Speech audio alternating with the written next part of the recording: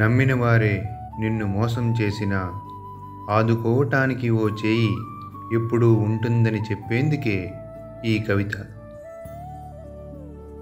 గంగమ్మకేమెరుక తను తడిపిన గొంతే తన చుట్టూ గోడను కడుతుందని, భూమాతకేమెరుక తను తీర్చిన ఆకలే తన గుండెను చీల్చుతుందని, విరబూసిన పూలకేమెరుక తమ పరిమళాన్ని ఆస్వాదించిన మది తమని తావి నుండి వేరు చేస్తుందని, విహరించే తుమ్మెదలకేమెరుక తమ కష్టం చూసిన ఓ ఆశ తమ కోటని కబలిస్తుందని,